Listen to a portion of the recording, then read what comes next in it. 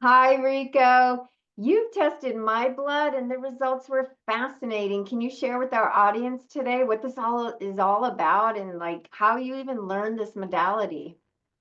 Absolutely. Yeah, Donna, over COVID, as we all had a lot of time on our hands, I decided that to teach myself how to work with a dark field microscope as well as light fields.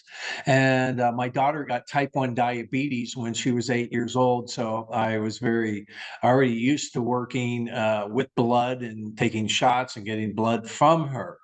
Once I got the microscope, and I've used it for studying water, blood, a lot of different things, I started looking at people's bloods before and after my sessions. And what I found is the picture on the left before is typically what a lot of my clients' blood is looking like. It's completely coagulated. All the cells are stuck together like poker chips. And it's very disconcerting for my clients when they see this. When the cells are stuck together like that, it really inhibits us from taking up the proper oxygen into our cardiovascular system, as each cell has to fold in half to make it through your cardiovascular system. It also inhibits you from really taking in the water that you need to quench your thirst when your cells are all bound up like this.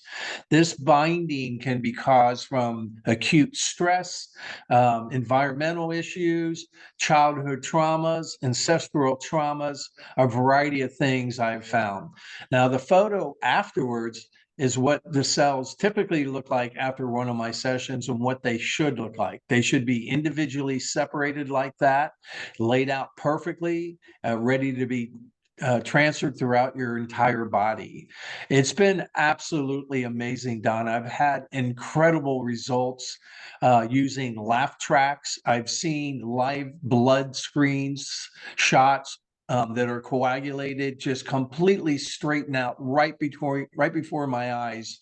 It's been absolutely amazing. I run groups doing different experiments, and a lot like Joe Dispenza is doing with his biofeedback on the brain waves and alpha states to verify and quantify his modality.